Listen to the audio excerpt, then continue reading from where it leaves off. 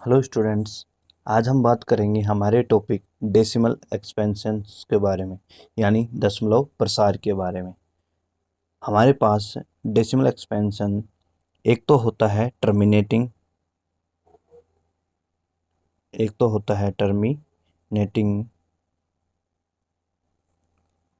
और सेकंड होता है नॉन टर्मिनेटिंग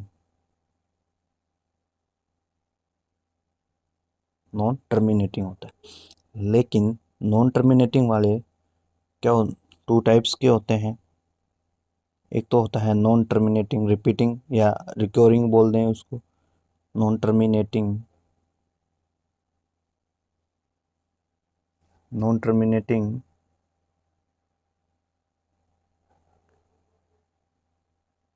रिपीटिंग या रिकरिंग बोल दें, और एक होता है नॉन टर्मिनेटिंग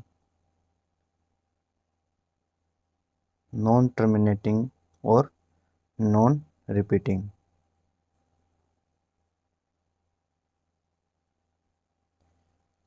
बात करें टर्मिनेटिंग डेसिमल की बात करें। टर्मिनेटिंग डेसिमल की बात करें तो जैसे कि हमारे पास कोई भी नंबर है 3, इसका हमने किया डिवाइड 2 से, तो क्या आया इसमें 2 1 जा 2, बच गया 1। अब 1 में 2 का डिवाइड होगा नहीं तो यहाँ पे लगा देंगे डेसिमल, तो यहाँ हो गया 0 और 2 5 जा 10, यानी रिमाइंडर हमारा क्या बचा 0। यानी जब रिमाइंडर 0 बच जाए और ये जो डिवाइड वाली प्रोसेस है यानी एक तरीके से एंड हो जाए, तो ऐसा जो एक्सपेंशन होगा हमारा टर्मिनेटिंग डेसिमल का रूप होगा। तो ये हो गया टर्मिनेटिंग।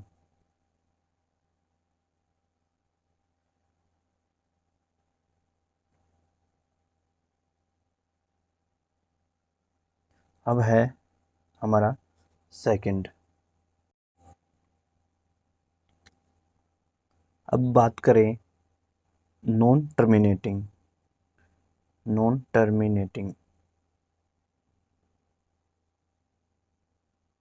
के बारे में।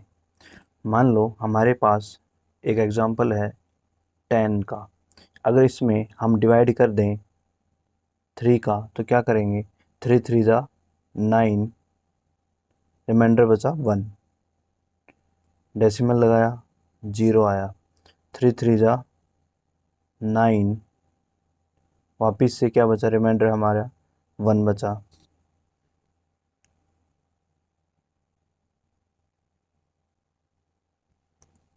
रिमाइंडर क्या बचा 1।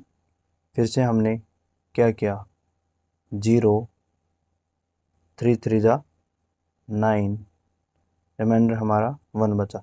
यानी हमारा जो रिमाइंडर है हमेशा कुछ ना कुछ बचता जा रहा है, यानी यहाँ पे 1 बच रहा है हमेशा, और पॉइंट के बाद ये जो नंबर है हमारा 3 3 ये हो रहा है रिपीट। यानी इस तरीके से जो भी नंबर रिपीट होगा डेसिमल के बाद, जैसे पॉइंट के बाद 3 3 और एंड सो ऑन आगे तक ये बढ़ेगा, यानी ये प्रोसेस आगे तक चलती जाएगी इनफाइनाइट टाइम। के का डेसिमल एक्सपेंशन होगा वो होगा नॉन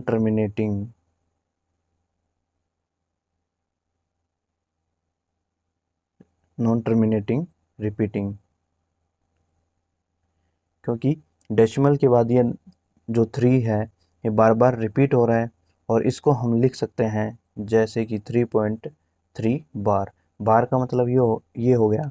अब ये सिंगल डिजिट है डेसिमल के बाद, यानी ये जो डिजिट है 3 इसके ऊपर बार है, यानी ये 3 जो है बार बार रिपीट होता जा रहा है।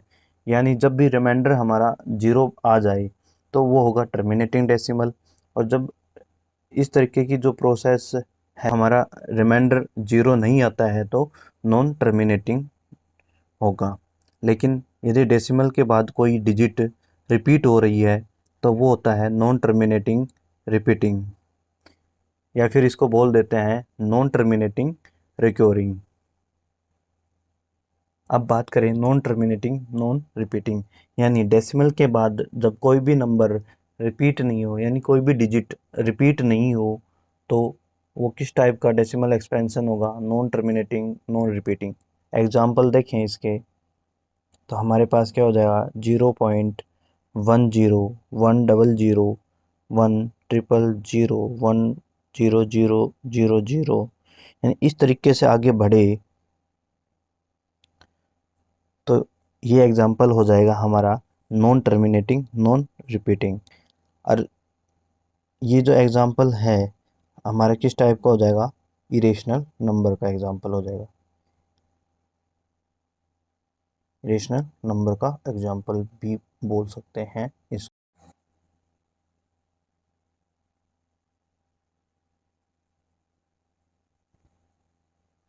हेलो स्टूडेंट्स, हमारे पास एनसीईआरटी बुक से एग्जाम्पल नंबर 7 है।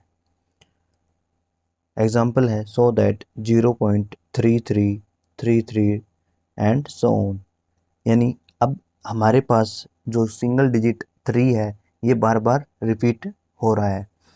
अब ये 3 जो है बार बार रिपीट हो रहा है, तो इसको हम लिख सकते हैं 0.3 bar can be expressed in the form P upon Q। यानी कहने का मतलब क्या है? जो भी ये एक्सपेंशन दिया है हमें, इसको हम P अपॉन Q रूप में लिख सकते हैं क्या? तो इसके लिए हम क्या करेंगे? सबसे पहले तो कि मान लीजिए हमारे पास x जो है वो है 0.3333 एंड सो ऑन। अब देखिए हमारे पास ये जो सिंगल डिजिट है ये रिपीट हो रही है। अब क्या करेंगे कि इस x को 10 से मैं मल्टीप्लाई कर दूं, तो क्या हो जाएगा हमारा? 10x equal to 10 into 0.3333 and so on. तो ये क्या हो जाएगा? 10x इक्वल टू, इसको सोल्व करेंगे तब क्या आ जाएगा हमारा? 3.3333, यानी इस तरीके से रिपीट हो रहा होगा। अब हम इसको लिख दें 10x इक्वल टू, इसको हम लिख सकते हैं 3 प्लस 0.3333 एंड सो ऑन। तो ये जो है हमारा किसके इक्वल है? x के इक्वल है। तो लिख दें 10x equal to 3 plus x। तो हमारे पास क्या हो जाएगा? 10x, जब ये x लेफ्ट हैंड साइड आएगा तो क्या हो जाएगा? प्लस का है तो माइनस का हो जाएगा, तो माइनस x इक्वल टू 3। अब 10x में से माइनस x का सब्ट्रैक्ट किया तो क्या बचा हमारे पास? 9x बचा इक्वल टू 3 के। तो x हमारा क्या हो जाएगा? 3 अपॉन 9, और 3 1 जा 3, 3 3 जा 9, यानी 0.3 बार को हम P अपॉन Q रूप में लिख सकते हैं। क्या आ जाएगा हमारा? 1/3। एक तो मेथड ये है हमारे पास कि हम इस तरीके से इसको सोल्व कर लें, या फिर इसको हमने किया x बराबर 0.3333 एंड सो ऑन, यानी कि ये 3 नंबर जो है बार बार रिपीट हो रहा है आगे तक। अब मैं 10 से मल्टीप्लाई कर दूँ दोनों साइड, तो ये हो जाएगा 10x equal to 10 into 0.3333 and so on. अगर मैं इक्वेशन ये फर्स्ट मान लूँ और ये equation second, sorry 10x equal to, ये हमारे पास क्या आ जाएगा? 3.3333 एंड सो ऑन। ये इक्वेशन सेकंड मान लेते हैं। अब क्या करेंगे? इक्वेशन सेकंड में से सब्ट्रैक्ट कर देंगे इक्वेशन फर्स्ट का। तो क्या आ जाएगा 10x minus x equal to 3.3333 and so on, और माइनस 0.3333। तो ये हमारे पास क्या बच जाएगा, 10x में से माइनस x किया तो 9x इक्वल टू, अब पॉइंट के बाद जो भी ये नंबर हैं डिजिट है डेसिमल के बाद 3333 और ये 33, तो ये हो जाएगा हमारा 0 और हमारे पास क्या बचेगा 3। तो वापस से वही आ गया, मल्टीप्लाई में है तो इधर आएगा तो राइट हैंड साइड डिवाइड में हो जाएगा, तो ये हो जाएगा 3/9, 3 1 जा 3, 3 3 जा 9। तो हम जो तरीका हमें बेस्ट लगे उस तरीके से हम इसको सोल्व कर सकते हैं। मेथड लगभग सेम ही है, थोड़ा बहुत डिफरेंस है। हमारे पास एग्जांपल है, show that 1.272727 dash dash dash dash dash का मतलब क्या हो जाएगा कि ये जो 27 है आगे तक रिपीट हो रहा है, और इसको हम लिख सकते हैं 1.27 बार। अब ये जो डेसिमल एक्सपेंशन है ये किस टाइप का हो जाएगा, नॉन टर्मिनेटिंग रिपीटिंग, क्योंकि रिपीटिंग क्यों, क्योंकि ये जो 27 है ये बार बार रिपीट हो रहा है, और जो भी हमारा non terminating repeating decimal expansion होता है उसको हम P/Q रूप में लिख सकते हैं, और यही हमें दिखाना है कि भाई इसको हम P/Q रूप में लिखेंगे तो कैसे लिखेंगे। तो मान लीजिए हमारे पास है x इक्वल टू, हम मान ले 1.272727, इसको मैं इक्वेशन फर्स्ट मान लूँ। अब देखिए कि 27 है यानी 2 डिजिट रिपीट हो रही है, तो हम क्या करेंगे, जब 2 डिजिट रिपीट हो रही है तो 100 से हम मल्टीप्लाई करेंगे 100x, और 100 इंटू 1.272727 एंड सो ऑन। तो क्या आ जाएगा 100x इक्वल टू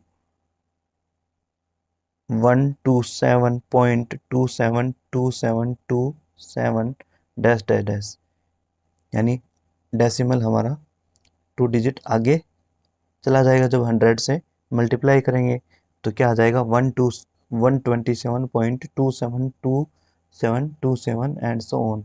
यदि मैं इसको इक्वेशन सेकंड मान लूँ तो क्या होगा अब कि इक्वेशन सेकंड में से सब्ट्रैक्ट कर दूँ इक्वेशन फर्स्ट, तो क्या हो जाएगा 100x मैं कर दूँ माइनस x इक्वल टू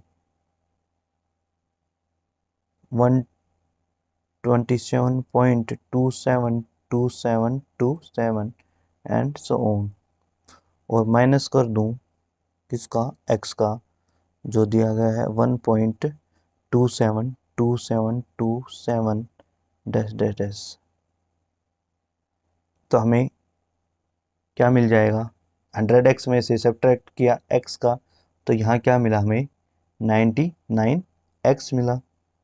और अब देखो पॉइंट के बाद ये तो 0 हो जाएगा, और इससे पॉइंट से पहले क्या हो जाएगा, अब 127 में से -1 सब्ट्रैक्ट हुआ तो 126 बचा, 126, और पॉइंट के बाद 0 0 बचा, तो हम आगे लिखेंगे नहीं इसको।